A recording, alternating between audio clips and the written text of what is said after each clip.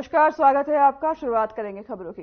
गुरु गोविंद सिंह जी के जन्म दिवस के अवसर पर हरियाणा के मुख्यमंत्री मनोहर लाल अंबाला के गांव मर्दो साहब गुरुद्वारा में पहुंचे और गुरुद्वारा में माथा टेका। इस मौके पर अंबाला से विधायक असीम गोयल भी मौजूद रहे। यहां पहुंचने पर मुख्यमंत्री का गुरुद्वारा प्रबंधक कमेटी द्वारा मोमेंटो देकर स्वागत किया गया। इस मौके पर मुख्यमंत्री ने सभी देश और प्रदेश वासियों को गुरु गोविंद सिंह जी के जन्म दिवस की बधाई दी। वहीं उन्होंने अपने बचपन को याद करते हुए गुरु गोविंद सिंह जी की शान में 2 शब्द भी गाए। 22 जनवरी को होने वाले प्राण प्रतिष्ठा समारोह को लेकर कांग्रेस के पूर्व राष्ट्रीय अध्यक्ष राहुल गांधी का कहना है कि ये आरएसएस और बीजेपी का समारोह है, जिसे लेकर मुख्यमंत्री ने कहा कि उनका तो कुछ नहीं है, उन्हें तो बस ये लगता है कि सब बीजेपी का है।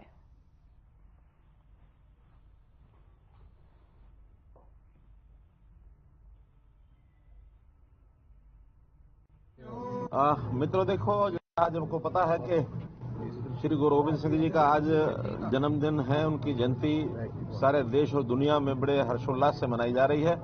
और मुझे भी आज ये जो अवसर मिला है कि गुरु नानक देव जी का जो नानका परिवार है, उनका गुरु गोविंद सिंह जी का जो नानका गांव है लखनौर साहब, श्री लखनौर साहब गुरुद्वारा में आकर के मुझे उनको श्रद्धांजलि देने का भी अवसर मिला और बहुत ही अच्छा यहाँ लगा। और मैं आप लोगों के माध्यम से समस्त जन को इस गुरुपर्व की बहुत बहुत बधाई भी देता हूँ।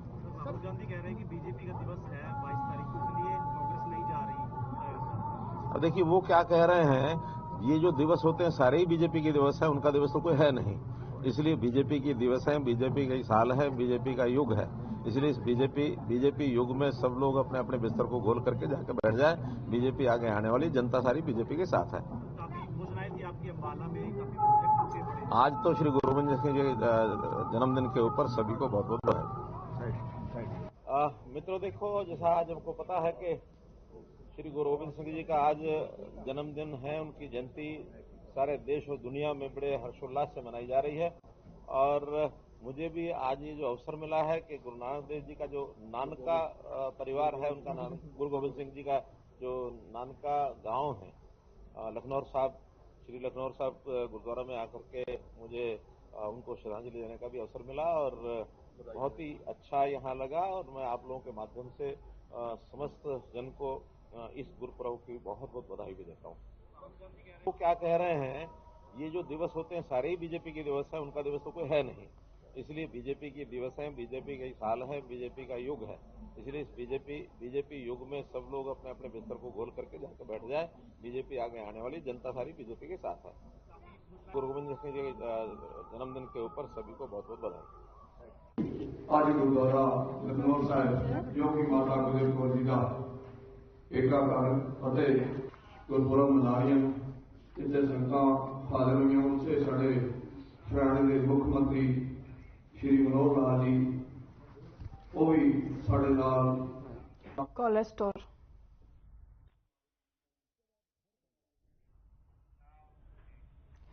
देश भर में लोकसभा चुनाव की तैयारी शुरू हो गई है। बीजेपी ने पूरे देश भर में 146 लोकसभा के क्लस्टर बनाए हैं। हरियाणा में 10 लोकसभा सीट पर क्लस्टर बनाए हैं, जिसमें 3 प्रभारी नियुक्त किए गए हैं। गुरुग्राम से पूर्व कैबिनेट मंत्री राव नरबीर सिंह को एक क्लस्टर की जिम्मेदारी दी है, जिसमें 3 लोकसभा सीट है। हिसार, रोहतक और सिरसा लोकसभा सीटों पर राव नरबीर सिंह को प्रभारी बनाया गया है। पूर्व कैबिनेट मंत्री राव नरबीर सिंह ने जिम्मेदारी मिलने के बाद कहा है कि पार्टी ने उन्हें जो जिम्मेदारी दी है उसको बखूबी निभाएंगे। उन्होंने कहा कि देश भर में बीजेपी लगातार लोकसभा चुनाव की तैयारी में जुटी हुई है और इसी कड़ी में ये सभी लोकसभा पर इस तरह से क्लस्टर बना प्रभारी नियुक्त किया गया है। उन्हें जिन 3 लोकसभा सीटों की जिम्मेदारी दी गई उस पर वह पूरा काम करेंगे और इन सभी लोकसभा सीटों पर कार्यकर्ताओं से मिलकर वो आगे की रणनीति भी तय करेंगे।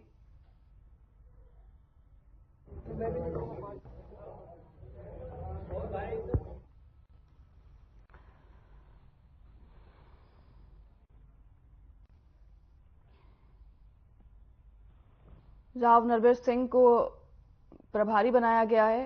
हरियाणा में 4 क्लस्टर बनाए गए हैं, जिसमें आपको बता दें कि पूर्व मंत्री राव नरबीर को जिम्मेदारी मिली है, जिसमें उन्हें प्रभारी बनाया गया है। उन्हें प्रभारी के पद पर नियुक्त किया गया है। नाम राम नरबीर सिंह को प्रभारी बनाया गया है। हरियाणा में 4 क्लस्टर बनाए गए हैं, जिसमें पूर्व मंत्री राव नरबीर को जिम्मेदारी मिली है।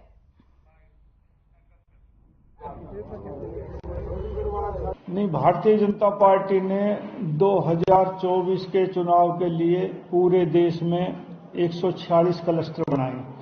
किसी क्लस्टर में 2 लोकसभा, किसी में 4, किसी में 5 है, वरना 3 के ज्यादा बनाए हैं। तो हरियाणा में 3 क्लस्टर बनाए हैं, 2 3 के और 1 4 का। तो मुझे रोहतक, हिसार और सिरसा पार्लियामेंट का क्लस्टर के प्रभारी के तौर पर नियुक्त किया है। 2024 का चुनाव आम जनता भारतीय जनता पार्टी को तीसरी बार इस देश में सत्तारूढ़ देखना चाहती है। हमारे तो क्लस्टर में प्रभारी के तौर पे यही जिम्मेदारी है कि जो पार्टी के पदाधिकारी हैं वो अपना अपना काम कर रहे हैं कि नहीं गए, सामंजस्य बैठाना, देखना कि भाई सभी कार्यकर्ता अपने अपने क्षेत्र में अपने अपनी ड्यूटी पर काम कर रहे हैं कि नहीं, उनको सही मोटिवेशन करना कि भाई काम करो पार्टी के हित के लिए, तो वो देखना है हमें। 24 का चुनाव नजदीक है, ऐसे में आप एक बड़ी जिम्मेदारी आपको दी गई है, किस तरह से देख रहे हैं और चुनौतियां क्या है इस बार चुनाव की? नहीं, चुनाव की चुनौतियां तो पिछली बार भी बहुत कम थी। मोदी जी ने 2014 से 19 तक राज किया, आम जनता राज को अच्छा मान रही थी, इसलिए हरियाणा में तो 10 की 10 लोकसभा सीटें भारतीय जनता पार्टी ने जीती। और अब भी 2019 से 2024 तक देश और प्रदेश में अच्छा काम हुआ है, दोनों जगह भारतीय जनता पार्टी की सरकार है। हरियाणा में समझौते की सरकार है, 2 पार्टियों की सरकार है, लेकिन देश का आम मतदाता ये मानता है कि नरेंद्र मोदी जी के नेतृत्व में देश ने आर्थिक तौर पर, राजनीतिक तौर पर तरक्की की है, दुनिया में, विश्व में भारत का नाम हुआ है। लोग तिवारा से प्रधानमंत्री नरेंद्र मोदी जी को बनाना चाहते हैं, इसलिए ज्यादा दिक्कत की हरियाणा में दिक्कत नहीं आएगी। हरियाणा में फिर से तीसरी बार 10 के 10 कमल खिलने जा रहे हैं। विधानसभा चुनाव भी नजदीक हैं, आप एक्टिव मोड पर हैं और धरातल पर लगातार जनता से जुड़ने का काम आप कर रहे हैं। विधानसभा चुनाव में किस तरह से देख रहे हैं, क्योंकि आपने कहा गठबंधन की सरकार है, गठबंधन को लेकर भी कई तरह की संभावना जो है वो जताई जा रही है। अभी विधानसभा के चुनाव की कोई चर्चाएं नहीं है। विधानसभा का चुनाव अपने समय पर होगा, 10 महीने अभी बाकी हैं। अभी सिर्फ फोकस लोकसभा के चुनाव का है, और मैं लोकसभा के चुनाव के बारे में कह सकता हूं कि 10 की 10 लोकसभा चुनाव में भारतीय जनता पार्टी का कमल खिलेगा। सर, इसके अलावा राम मंदिर 22 तारीख को स्थापना होगी भगवान की, श्री राम की, तो उसको किस तरह से देखते हैं और लोकसभा का उसका कितना फायदा मिलने वाला है? नहीं, मंदिर हमारा धार्मिक भावनाओं से जुड़ा है। हम जब सुबह उठ के बाहर निकलते हैं तो हर एक को राम राम कहते हैं। जब हम किसी से विदा लेते हैं तब भी अच्छा भाई राम राम कह के उससे विदा लेते हैं। ये हमारी एक आस्था का केंद्र है, और ये हमारी खुशकिस्मती है कि हमारे पूर्वज जिन्होंने सपना देखा था वो इस दुनिया से चले गए सपना देखते देखते, और हमारे टाइम में ये राम मंदिर का प्राण प्रतिष्ठा हो रही है। हमारे लिए सौभाग्य की बात है। और राम, जब आदमी गुजरता है, शरीर पूरा करता है, उसके बाद भी सब ये कहते हैं कि राम नाम सत्य है। तो राम का नाम तो एक ऐसी चीज है जो हमारी पूरी आस्था से जुड़ा हुआ है, और मंदिर है उसकी स्थापना अच्छे समय पर हो रही है, ये भी ठीक है। लेकिन जहां तक लोकसभा के चुनाव की बात है, वो राजनीतिक काम है, ये धार्मिक क्षेत्र आस्था से जुड़ा हुआ। मैं इसको दोनों को, राजनीतिक और इसको एक नहीं मानता। लेकिन कुछ राजनीतिक दल हैं जो इस मुद्दे को लेकर राजनीति कर रहे हैं, उनको क्या कहना चाहिए? नहीं, विपक्ष का काम है आलोचना करना, हर चीज को किसी न किसी चीज से जोड़ना है। तो विपक्ष अपना काम करता रहेगा, सरकार अपना काम करती रहेगी, पार्टियां अपना काम करती रहेगी। ये धार्मिक मुद्दा है, आस्था से जुड़ा हुआ है। राम मंदिर की स्थापना हो रही है, बहुत अच्छा काम और सभी के लिए अच्छा काम है। एक आखिरी सवाल, 24 चुनाव को लेकर भाजपा धरातल को उतर चुकी है, तमाम तरह की तैयारियों में जुट चुकी है। दूसरी ओर कांग्रेस भी धरातल है, तरह तरह के अभियान कांग्रेस भी चला रही है। हाल ही में हर घर कांग्रेस, घर घर कांग्रेस अभियान भूपेंद्र सिंह हुड्डा ने चलाया है। किस तरह से देख रहे हैं आप? नहीं, सभी पार्टियां अपने अपने हिसाब से चुनाव की तैयारी करती है। भारतीय जनता पार्टी सदा चुनावी मोड में रहती है।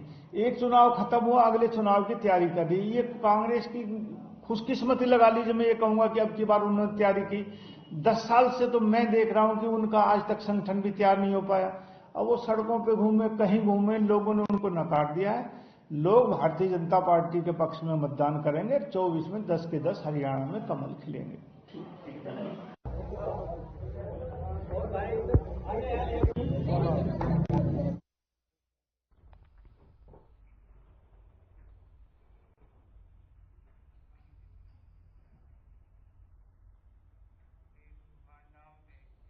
गुरुग्राम में बीजेपी प्रदेश अध्यक्ष नायब सिंह सैनी ने स्वयं सहायता समूह के सदस्यों की बैठक ली, जिसमें प्रदेश भर से स्वयं सहायता समूह से जुड़ी हुई महिलाओं ने हिस्सा लिया। आपको बता दें कि स्वयं सहायता समूह से जुड़ी हुई महिलाओं ने भाजपा प्रदेश अध्यक्ष नायब सिंह सैनी की अध्यक्षता में हुई बैठक में हिस्सा लेते हुए तमाम योजनाओं पर चर्चा की। इसके अलावा महिलाओं को मिल रहे सरकारी योजनाओं के फायदे के बारे में भी जानकारी एकत्रित की और किस तरह से और इसे बेहतर किया जा सकता है, इस पर भी सुझाव दिए गए। इस मौके पर प्रदेश अध्यक्ष नायब सिंह सैनी ने जानकारी देते हुए बताया कि आज प्रदेश भर में महिलाओं को सशक्तिकरण करने के लिए लगातार सरकार की तरफ से कदम उठाए लगे हैं। यही नहीं, प्रदेश की बहनें आत्मनिर्भर बन सके, इसके लिए केंद्र सरकार और राज्य सरकार की तरफ से तमाम योजनाएं भी शुरू की गई है।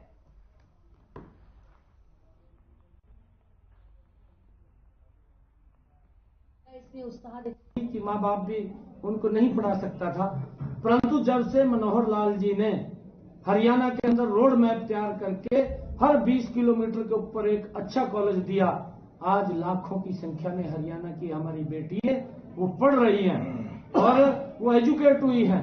इसका एक जबरदस्त काम बेटियों के लिए आदरणीय मुख्यमंत्री जी ने किया और मुख्यमंत्री जी ने एक और काम किया है। मैं प्रशंसा करता हूं आदरणीय मुख्यमंत्री जी के कामों की कि उन्होंने जिन परिवारों की इनकम 1,80,000 रुपए तक है उन सब बेटियों को फ्री में एजुकेशन देने का काम वो मनोहर लाल जी की सरकार कर रही है। और आदरणीय मुख्यमंत्री जी ने बेटियों के लिए और आगे काम किया है कि अगर वो कॉलेज में जाएं तो उनको कॉलेज में पहुंचाने के लिए बस लेकर के जाएगी, सरकारी बस की व्यवस्था उसके अंदर फ्री में वो की है, आदरणीय मुख्यमंत्री जी ने की है। और आदरणीय मुख्यमंत्री जी ने महिलाओं के सशक्तिकरण के लिए हरियाणा प्रदेश के अंदर महिला थाने खोले। ये पहली बार महिला थाने हरियाणा के अंदर मनोहर लाल जी के कार्यकाल के अंदर खुले कि किसी महिला के ऊपर अगर अत्याचार होता है वो खुले मन से उस महिला थाने के अंदर जाकर के अपनी बात रख सकती है, अपनी बात कह सकती है। महिला थाने उसको सशक्त करने का